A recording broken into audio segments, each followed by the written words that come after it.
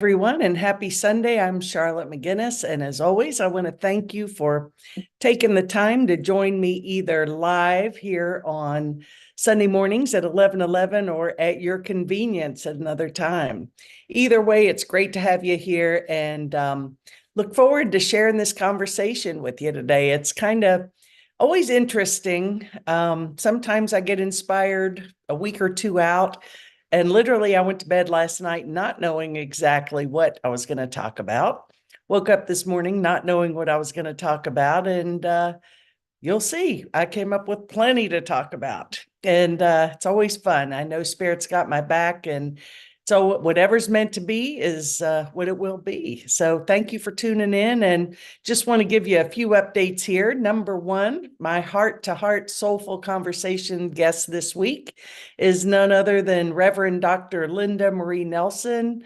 I've known Linda for 30 years anyway, in New Orleans, Florida. She lives in Nashville now, has had an amazing life, and she's going to share lots of neat things with us. She's had some really big health challenges over the past recent years, and how she's managed to get through those with the most ease and grace possible. So it's going to be a great talk. Hope you can join us Wednesday at 5 p.m. Just a heads up, the next book study group starts May 15th. That's Wednesdays at 11 a.m. I'll be co-facilitating that with Julie Considine. And this book is going to be The Sermon on the Mount, written by Emmett Fox. It's terrific. It's got great stuff in it. Please join us. It would be awesome to have you in the group. It's really a wonderful gathering and a way to grow and heal and uplift each other. Also, prayer ministry is always there waiting for you and here to support you. Just go to my website, charlottemcginnis.com, click on the prayer ministry, put in your request, and we'll get our team working on prayers for you as soon as we can. And not to forget, next Sunday, a week from today, our Namaste Center Soul Family Gathering. We have these every month, the last Sunday of the month, 2 p.m. in Flat Rock. All are welcome to join us. Everyone's welcome. So if you're in California, come on over. Anyway, next week, we're going to do something kind of fun. We're going to have bingo, and we're going to have pizza and salad and bingo. And we're also going to share our solar eclipse experiences. Anyone who feels led to share maybe what shifted for them or not. Maybe some people had no experience, but it's nice to hear other people's perspectives on everything. So we're going to have a great time together. If you want to be there, just zip me a text, an email, charlottemcginnis@gmail.com, or put it on the Facebook page. I just need to know how much pizza to bring. And also, as you know, I've offered this virtual ministry on a free will offering. Actually, for 6 years now. It's amazing. I started it in 2018. And although I love the fact that I'm able to share this, and it's my gift to you, I have acquired a lot of expenses to grow the ministry. So if you feel inspired to make a donation, that would be great. And if not, that's fine. You can donate on my my website, charlottemcginnis.com. There is a donate option there if you want to do it. If not, like I said, it's fine. I'm not going to starve. Trust me. And if you wouldn't mind passing this along to your friends, I'm always appreciative of that. Okay, enough of that. So here we are, Sunday. It's beautiful here today, but not necessarily sunny and warm like it's been all week, but rather I'm looking outside. It's kind of gloomy and rainy, and it's cool. I love that. It's kind of just feels like a warm hug. And we got the fireplace on again today, and it's just a beautiful day, and I enjoy all the weather, all the seasons, all the weather, and today's no exception. Well, Earth Day, happy Earth Day. It's tomorrow, and that's kind of interesting. I forgot it was Earth Day tomorrow. I knew it was coming up, and after I wrote my talk, I'm like, well, I couldn't have picked a better Spirit, could not have picked a better topic for us to talk about, because the person we I'm going to focus on today and share about his many blessings to the world and who he was, is totally the perfect person to talk about for Earth Day. And it is none other than Buckminster Fuller. Now, I certainly I know Buckminster from two main things. Number one, the geodesic dome at Epcot, right? Spaceship Earth. Always love that ride, you know. I love Epcot. That's my favorite Disney park. And I never really paid any attention, made the correlation, or even be honest, had an interest. But of course, I was a kid then. And well, how'd this come to be? What is this really? But as I've grown older and learned more about Buckminster Fuller, I've become very interested in who he is. And I want to share with you how amazing this man is and was. What he brought to this planet is nothing short of a miracle. But what he shares is that we all are really here to step into that power and to be that presence of light in this darkened world. So one of my quotes that you've heard me say over the years a zillion times, build a new model, right?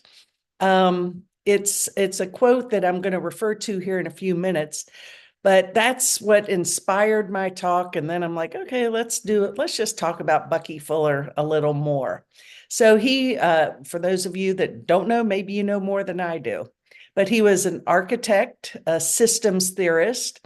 He was a writer, designer, inventor, philosopher, and a futurist. He developed numerous inventions, mainly architectural designs, and popularized the widely known geodesic dome, right? Carbon molecules known as fullerenes were later named by scientists for their structural and mathematical resemblance to geodesic spheres. He also served as the second world president of Mensa, no doubt about that, from 1974 to 1983. Now, these fullerenes, it's interesting because a few years back, when I had come down with COVID, and someone had introduced me to these C60 capsules.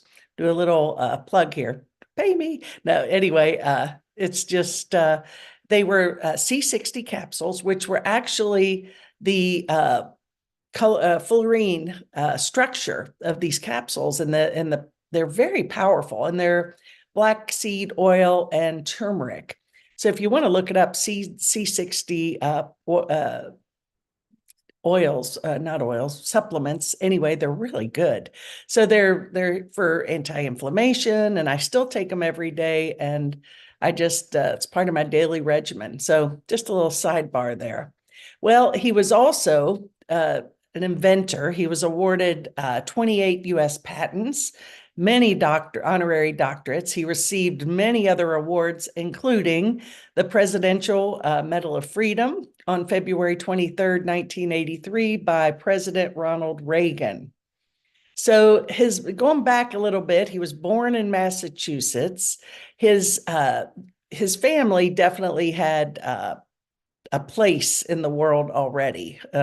And by saying that, I mean that they had already established themselves. I think his great uncle was a Unitarian minister. His great aunt was Margaret Fuller. She was an American journalist, critic, and women's rights advocate, and also she was associated with the American transcendentalism movement. So, he sort of had that in his genes, or in his vibrational field. We're sort of, I think, born into families and environments that nurture that which we're here to bring forth. So he certainly had the means to do that with the background he came from. But he was as a young child, he was dissatisfied with actually the geometry he was taught in school. So even then, he was finding a new model. He was finding ways to prove the old models wrong, sort of cut that off and move on. And he went on to college. He went to Harvard, and he was expelled twice. So he definitely was like the rest of us. Well, I was never expelled, but I think those of us that have sown our wild oats, anything is possible, right? But so he was, typical kid of the times. He was doing his thing, except he definitely was doing his thing at a really high vibration. But he also suffered from depression after the death of a young daughter, and he had a lot of human experiences. So moving forward, he had his ups and downs. He definitely had lost many things that he loved. He had been deeply depressed, but then, as we all do, I think that everything is a lesson, right? And everything is an opportunity for healing, and nothing is by mistake. So if you want to really make the best of these situations, which look at them as blessings, actually, and opportunities to learn. And when we get the lesson, we stop repeating the pattern, right? Well, it doesn't say that exactly, but that's how I see it. But he definitely, after many ups and downs and depression and anxiety, he did a profound reexamination of his life, which I definitely believe that we all are here to do. We're all here to really look, where we did great, give yourself credit, and where we could have done better, and really focus on patterns. We talk about patterns a lot. Where am I recycling these patterns in my life, right? And when you recognize that, you see those things are blessings, because they're lessons that we're here to learn how to grow through forgiveness. So he definitely had it. I want to share this experience with you that was pretty amazing. And he had attempted suicide by drowning in Lake Michigan. And he said that he experienced a profound incident which would provide direction and purpose for his life. He felt as though he was suspended several feet above the ground, enclosed in a white sphere of light. And a voice spoke directly to him and declared, "From now on, you need never await temporal attestation to your thought. You think the truth. You do not have the right to eliminate yourself. You do not belong to you. You belong to the universe. Your significance will remain forever obscure to you, but you may assume you are fulfilling your role if you apply yourself to converting your experiences to the highest advantage of others." And that's, as I said, that's when he contemplated his life and reflected. And then he began to become more public with his speaking and his experience. And he began to search the principles governing the universe. And his whole reason for being was to create a model of living that was sustainable, that was supporting of everyone. Another person we can think of who attempted this in his own way, Nikola Tesla, free energy. There's all sorts of resources and models that we can tap into. And I consider this, an opportunity for reflection on Earth Day that can sustain all of humanity in a clean, healthy way. And that was his whole idealism. And the geodesic domes were really a cool concept. They were very low impact left a very light imprint on the Earth. They were very sustainable. They were very strong, right? These geodesic domes. Hey, did you know he taught right up the street, not up the street, but up the mountain here at Black Mountain College? I did not know that. So I thought that was cool. And so he definitely did a lot of really amazing things. He believed in renewable energy. He was he won many, many awards. I could go on and on and on. But I think that what I'm choosing to relate here, and I would suggest that you might, if you're interested, do a little poking around on your own, and see how wonderful this man was. And he was really doing this many, many years ago. He died, I think, in 1983, but he was born 100 years ago, right? Over 100 years ago. And yet his ideas, concepts were very timely and could sustain us right here, right now, if we would just tap into it and learn about it. Because I love this. His views could be encapsulated this way: there is no energy crisis, only a crisis of ignorance. And I look at that, so many ways. You know, it's ignorance. It's really everything, all of our problems in the world, whether it be war, whether it be the economy, whether it be politics, whether it be energy. If it's not working, it's because of it's a crisis of their crises of ignorance, right? So it's about us being willing. His whole ideal, and that holds true for all of us, is about human survival, all humans thriving and doing well, being taken care of, working together. Cooperation had become the optimum survival strategy. And we're not cooperating very well on planet Earth right now, in my opinion. I think there's some lessons up for that. And so I do believe that our survival, for our future to sustain itself, for us to move into this higher level of being. Some people call it fifth dimensional being. I would call that non-dualistic, coming from the heart, oneness, peace. That is our optimum means of survival, cooperation.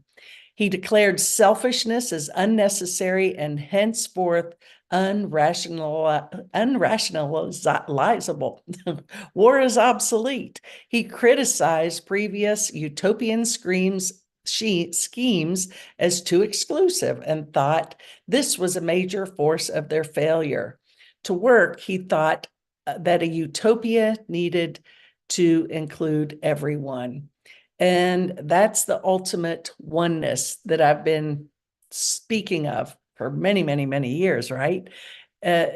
We can exempt no one. And the model now, I think that we're seeing, and I bring this up often, economically, politically, all these systems, energy systems, right? All these systems are breaking down in some way, shape, or form. And that's a good thing. It actually is, because the quote that I speak of often, and it's a very powerful quote, and it's one I carry with me. He says, "We can never change things by fighting the existing reality. To change something, build a new model that makes the existing model obsolete." So instead of fighting the current model, which isn't working, right? It's time to create a new model. And so he's created he designed these transport machines that like little flying machines. And he called it his Dix Maxion. That was sort of the encompassing word, which is a Zoom mobile that could fly. And it didn't, there was a couple of wrecks there, and I think some people died, unfortunately. But Dimaxion is the blend of the words dynamic, maximum, and tension to sum up the goals of his study: maximum gain of advantage from minimal energy input. So that's his big word, dimaxium. He went on to create communities, which I think we're all finding that wouldn't that be a great thing to get more sustainable, affordable communities back out there. He had his own theories on sleep, which he called Dymaxion sleep. He based this on the habits of dogs and cats. He worked till he was tired, slept short naps, and then ended up taking 30-minute naps every 6 hours. So he didn't sleep a lot, but it worked for him. And the government even proposed that habit so they could adapt it to the soldiers in World War II. So I could go on and on about this awesome man. And it's inspired me to maybe do some sort of study group on his philosophy, his teachings, what he came into. So what really my personal, bringing it back to personal, I've recognized that I really do a lot of self-evaluation and look at what's working, what's not working. What do I need I have to let go of the old model instead of trying to fix it, move on, right? And create a new one. Well, I was thinking back, we just got back or through, not quite through, it'll be done in 1 week, finally. But for the past year and a half, we've had a major house renovation. And it all started from our deck, speaking of an old model, being continually repaired to a point of not being, it was rotted. So we had to build a new deck, right? The old one was obsolete. The new one is very high tech and cool, and I love it. Well, that turned into a new bedroom, new bathroom, new driveway, and new yard. The yard of which will be completed this week. The sod will be laid. Now, I use that as an example, but the old models were becoming tired and obsolete. They were requiring a lot of energy to keep them going, to continue to fix and repair, and a lot of time to refresh and renew, right? Well, same thing holds true, I think, for all of us. These past several years have been filled with many opportunities for growth, otherwise known as challenges, or another freaking growth experience, right? And so I looked at this and I go back to what Buckminster Fuller, when he was young and went through his challenges, his depression, his anxiety, the loss of his daughter, it forced him to think differently. He had the vision. He had that message of him being in a bubble, that he's part of the universe and we're not separate. I'm loosely saying my own way to it, that he has a purpose. We all have a purpose. And so it's time to create a new model. The old one is obsolete. Organizations are shifting and changing. I've had to unplug from certain things that I feel just aren't in my energetic field right now. I've looked at relationships and groups and things that although they're perfectly perfect in their own way, I don't fit in vibrationally anymore. So it was taking a lot of energy for me to try to stay engaged and then trying to fix the issues or whatever. And I realized, I can bless it and move on. And it's all good. And I was like, it's amazing. Letting go is an opportunity for us to really open ourselves up to that which we're here to do. If we're spending all this time trying to fix the old model, what happens is we're missing the opportunity to be a vessel for what we're really here to do. One of the new models that for me just happened yesterday, didn't work out so well, canning. I've always thought that was a neat, interesting thing. So Ellen and I went to Walmart, we bought our canner, the big thing, and followed the instructions. We worked with a friend of ours, Diane, on this, and hers turned out perfect, ours not so much. But anyway, I won't go into that, but learn. I'm still into it, but I haven't managed that. But it's just something that I brought in that was fun and interesting. Whereas I had to let go. It seems like a little thing, but it's not really a little thing, because I couldn't have done it had I not let go of some of the other things that were taking up my energy and my time. So, we're here to be productive, to be light, to be useful, to be kind and loving, and expressions of light. So if there's something that is not, it's draining you, let it go. Be open to that. What is working, in other words? Look at everything in your life that's working. What's bringing you into joy and ascension consciousness, and and all things good. And what's not working? What's keeping you heavy and burdened and upset and angry? And when we look at that, it's pretty amazing what we can come up with and the inspirations. And so it's a, I'm always loving to just continue to evolve. And I think so often, many of us, and I think I do know people are getting way more aware and better.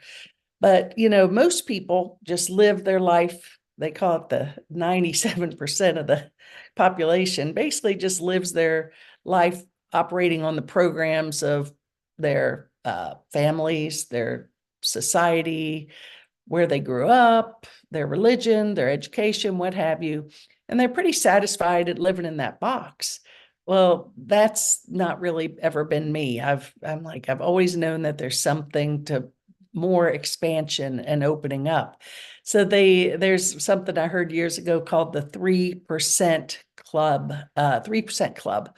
And 3% of the people on the planet are like, nah, you know what? I'm here to create and be something bigger. We're all here. And it's time to flip that 97% to those of us that are choosing to let go of the old model, create a new model where love prevails, where oneness and unity prevail. Another quote, and I've got some great quotes from Buckminster I want to share with you. He says, "We are called to be architects of the future, not its victims." So we have to get out to be an architect of the future, cut the cord of the past. We're not a victim of anything or anyone. And surrender, cut the cord, surrender. Architect of the future. That's what we're here for. People never leave a sinking ship until they see lights of another ship approaching. I don't know if I agree with that, but it's hard to let go, even though the ship is sinking. Sometimes it's hard to let go unless we know there's something out there to replace it. Well, there is something out there to replace it, but sometimes we don't see it. And so I think that's where faith and trust enters in. So let go and let God and be open to the unknown. I think with this whole experience that we're experiencing, and it's